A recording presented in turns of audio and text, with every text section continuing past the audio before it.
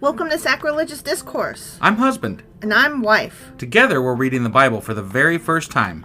We grew up without religion and wanted to know what all the fuss was about. Well, what have we learned so far? That God is a dick, and apparently some people believe in talking donkeys? We're not trying to pass ourselves off as experts. Nope, we're just reading the Bible for the first time and giving our first take reaction. If you'd like to join us in this venture, you might consider starting at episode 1. Otherwise, jump in wherever you like.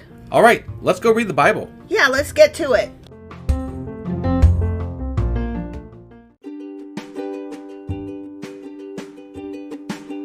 Hey wife, did you know that Anchor is sponsoring our show? Really? Don't we use Anchor to distribute our podcast on Spotify and Apple Podcasts? Yeah, and we are on just about every other platform available as well, thanks to them.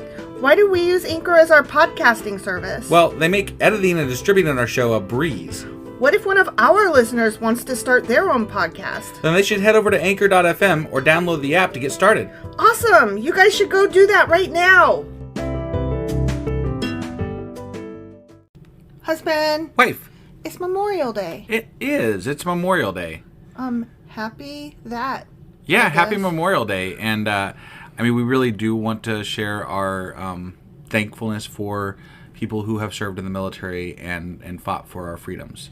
Okay, I come from a military family, so when I come across as anti-military, please understand that... You were in the military. Yeah, my dad is retired Air Force. One of my uncles is retired Navy. One of my other uncles is retired Air Force, and I was in the Army. So, except for the Marines, we kind of hit it all. Yeah. And so I do come across as anti-military. I recognize that. I think it's more about the stances that they take for yes.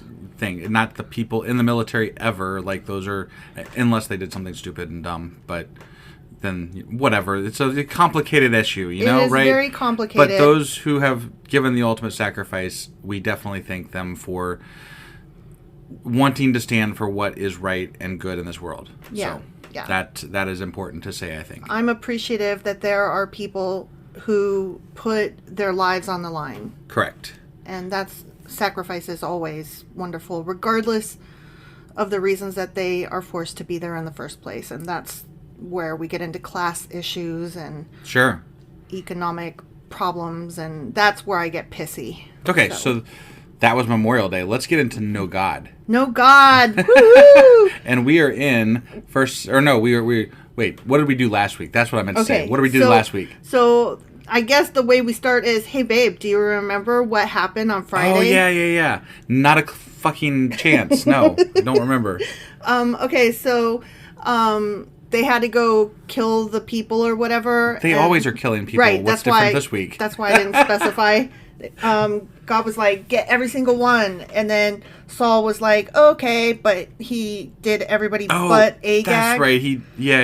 And then he didn't kill all the choice things. And then God told Samuel, I can't even believe I ever had him be king. Right. I regret this move. And then God took over and became king. Or something. Whatever, something like that. And yeah, and Saul was like, but I did follow the rules. And Samuel was like, well, but you didn't, though. He didn't, exactly. I do question those rules that they make.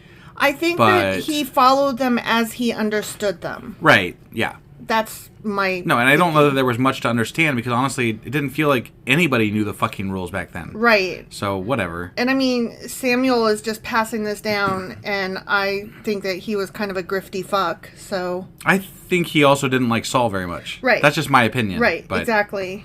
So... Yeah. So anyway, that was last week. That was 1 Samuel chapter 15, and today we are going to get into 1 Samuel chapter 16. Awesome. Let's go ahead and get into this. Let's do it.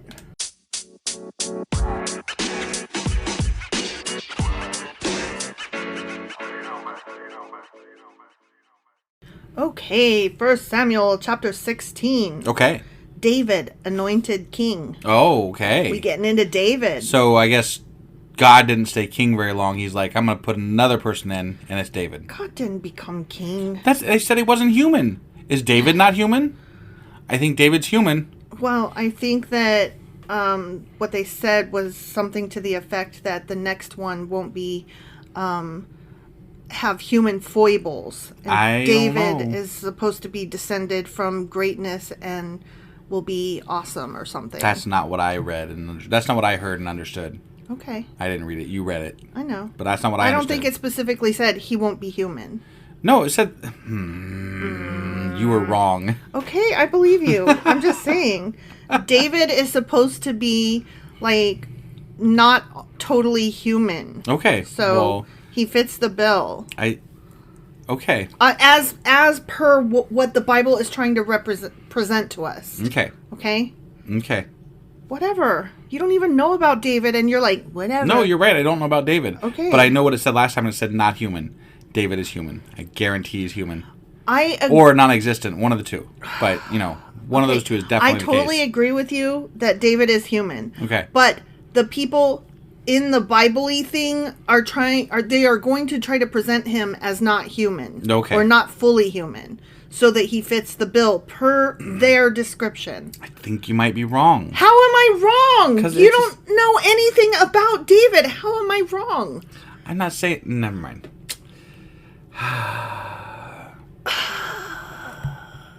Okay, let's go. Okay, let's go. Now the Lord said to Samuel, "You have mourned long enough for Saul. I have rejected him as king of Israel. He out. Yeah. So fill your flask with olive oil and go to Bethlehem." What? He's like, Wait, what did you... hit the Why road, did you Jack. fill your flask with olive oil? What goes... so that you can bless shit along the way. Okay. And bless here and a bless there. Got it. What do you put water in? The other one. Okay. Find a man named Jesse who lives there, for I have selected one of his sons to be my king. Okay. But Samuel asked, "How did I do that? If Saul hears about it, he'll kill me."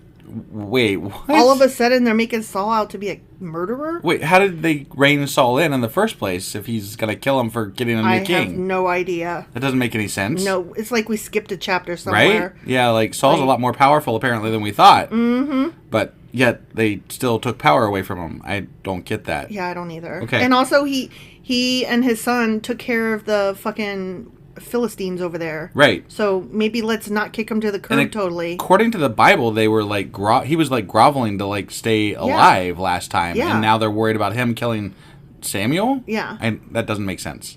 So here's what the Lord says. Okay. Take a heifer with you and say that you have come to make a sacrifice to the Lord. Mm-hmm. Invite this Jesse guy to the sacrifice, and I will show you which of his sons to anoint for me. Okay. So Samuel did as the Lord instructed. When he arrived at Bethlehem, the elders of the town came trembling to meet him. "What's wrong?" they asked. "Do you come in peace?" Shit, man. If that's a question you got to ask Samuel when he walks into your town, and you shit is not good in this right, town. yeah. I am out. Give it a pass. Yeah. Yes, said Samuel.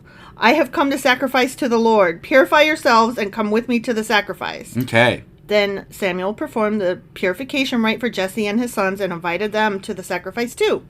Cool. So there's Sorry. lots of sacrificing going on, and you are bored. I mean, it's more sacrifice. Yeah, I am. I know, but also it's been a long day. Right, that too. When they arrived, Samuel took one look at Eliab and thought, surely this is the Lord's anointed. Because he must look, fancy or something. I guess he's the right look. I don't know. Yeah, he looks like a king. That guy looks like a king. He's like, that boy is hot. But the Lord said to Samuel, don't judge by his appearance or height, for I have rejected him. Definitely. The Lord doesn't see things the way you see them. And he's just talking to Samuel in real time. Mm-hmm. Like he's got his thoughts. And he's like, wait, no, not that guy. He's got a piece in his ear. Yeah. Yeah. People judge by outward appearance, but the Lord looks at the fucking heart. Okay? I added the fucking. Yeah, I know. Then Jesse told his son Abinadab to step forward. Yep, I did sound that out. Abinadab. To step forward and walk in front of Samuel. But Samuel said, this is not the one the Lord has chosen. Nope, not him. Next, Jesse summoned Shemiah. But Samuel said, neither is this the one that the Lord has chosen. I could have guessed that. Yeah, I bet I know who he chose. I bet I know he chooses too. In the same way, all 7 of Jesse's sons were presented to Samuel. But Samuel said to Jesse, the Lord has not chosen any of these. Huh. Interesting. Then Samuel asked, are these all the sons you have? They're still the youngest, Jesse replied. Okay. But he's out in the fields watching the sheep and goats. It's almost like Cinderella came from this story. Right? Yeah. Like, oh, don't worry about that piece of shit. Send for him at once, Samuel said. Yeah. We will not sit down to eat until he arrives. Right. So Jesse sent for Cinderella. He was dark and handsome with beautiful eyes. Was he really? That's what it says. Yeah. So he's got good outwardly appearance? He does. And we can judge this time by appearance? This time we can. Okay. Yeah, but not the other time. Not the other times. And the Lord said, this is the one. Anoint him. Yeah. Is that how he said it? Yeah. I don't think that's how he said it. Because this boy was so fucking hot. Okay? Yeah. Okay. So as David stood there among his brothers, Samuel took the flask of olive oil he had brought and anointed Cinderella with the oil. David. Jesus. What? What? Nothing. You've not even called him David yet. You called him Cinderella every fucking time. David is Cinderella. Okay. I'm sorry, but that's where the story must have come from. It's bugging me. I'm like, you can't call, that's not his name. That's what happened though. Okay. Okay? Yeah. And the Spirit of the Lord came powerfully upon David from that day on. Then Samuel returned to Ramah. Okay? Okay. Okay. Yep. That's the end of that little section. Got it. Next section. Moving right along. David plays the harp for Saul. Of course he does. Ooh, for Saul, though. Playing the harp, huh? Is he going to put him to sleep? I don't know. Like Jack and the Beanstalk? Who knows? That's what happened in Maybe Jack he's and the going to win Beanstalk. his favor by playing the harp so fucking good. And being pretty at him. Yeah, being pretty at him. Yeah. Yep. Now, the Spirit of the Lord had left Saul. Oh. Saul's all lonely, no Lord. Well, I mean, yeah, we kind of him. knew that. He was like, fuck off. They were going to kill him, for God's sakes. I know. So. And the Lord sent a tormenting spirit that filled him with depression and fear. Oh, man. Sometimes I have depression and fear. Do you think God's fucking with me when that happens? No, I think God's not real. Oh, yeah, that's right. Yeah. Some of Saul's servants said to him, a tormenting spirit from God is troubling you. Let us find a good musician to play the harp. And of course it's going to be David. Whenever the tormenting spirit troubles you, he will play soothing music and you will soon be well again. Because that's how depression works, you guys. Right, just a harp. Yeah, that's somebody just plays... To be fair, we don't have a harp. Okay, but we have the internet that has the harp on it. But do you play the harp on the internet all the time? No, because when I am depressed, I don't want to listen to music. But maybe you should give it a try. The harp apparently fixes it. Okay, I don't want to. That's not how depression works. Well, I can't help but you're obstinate, you know? Oh, okay. You're going to get a kick in the wiener when this is over. That's what. All right, said Saul. Find me someone who plays well and bring him here. He should have said, and also make him pretty. Yeah. One of the servants said to Saul, one of Jesse's sons from Bethlehem is a talented harp player. Yeah. There was like zero plot twist here. Right. Not only that, he's a brave warrior, a man of war, and has good judgment. Oh, and he's also taking your spot as king. He is also a fine-looking young man, there and the Lord is with him. Yeah, bring him here. Oh my God. What? So Saul sent messengers to Jesse to say, send me your son David the Cinderella the shepherd. Did this happen before or after he got anointed king? I don't know. Like, this is a weird time. Like, it's like there's a flashback here before, because like they haven't even sat down to that dinner yet, and they just flashed over to this. I don't know. They're like, go get David. No, and then he's there. And dinner then... happened. This is like a couple days later or some shit. Okay. Jesse responded by sending David to Saul, along with a young goat, a donkey loaded with bread, and a wineskin full of wine. So David, the Cinderella, went to Saul and began serving him. Saul loved David very much. Yeah. I bet he did. And David became his armor bearer. Oh. Is that all he bore? Wow. Then, see, this has got to be before he became king. Right. Well, he's got the Lord inside him, so he's going to become according king. to you, he got something else inside him. Then Saul sent word to Jesse, asking, please let David remain in my service, for I am very pleased with him. And whenever the tormenting spirit from God troubled Saul, David would play the harp. Yeah, that's not all he played. Then Saul would feel better. I bet he did. And the tormenting spirit would go away. The end. Okay. Wait. That's wait.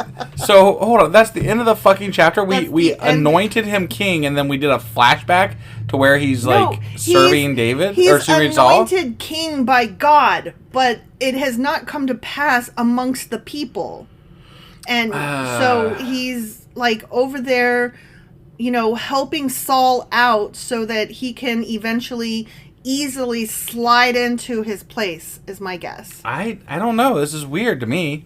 It's really weird. I don't know what's going on here. Beautiful guys that play harp. Yeah. What's weird about that? You have to ask the question. Okay. Come on. All right. Well, I guess we'll find out what the fuck happens tomorrow, right? Yeah. So that was that weird chapter in the Bible. That was 1 Samuel chapter 16, and tomorrow we'll read 1 Samuel chapter 17. All right. We'll see you guys then. Bye.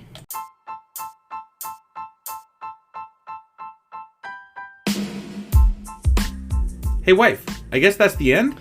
But husband, that's just sad. It doesn't have to be. We are on lots of social media platforms like Twitter. Our handle there is sacrilegious_D. For D's nuts. Oh my God. Stop doing that. Anyway, we're also on Facebook, Instagram, and Pinterest. There's a link to all of our social media sites at our website. Ooh, we have a website? Yeah, it's sacrilegiousdiscourse.com, where you can also find a link to our merch shop. We have a merch shop? Yep, we have podcast-themed clothing, mugs, notebooks, and more, as well as an atheist and science-themed products. Wow, our fans should really go check that out right now. Definitely. They can get in touch with us by sending an email to sacrilegiousdiscourse@gmail.com. But before they do that, we could really use some help. Oh yeah? With what?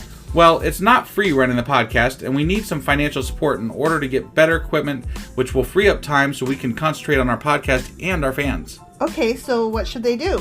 Head over to patreon.com/sacrilegiousdiscourse and sign up as a contributor on our podcast.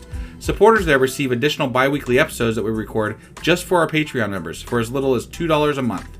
Also, we'd really appreciate it if you would like and subscribe on whatever platform you're using. And Apple Podcast reviews help us out tremendously. Like and subscribe. Leave an Apple review. Join us on Twitter. Support us on Patreon. That's a lot of instructions. Don't forget to say thanks. Thanks. Okay, bye.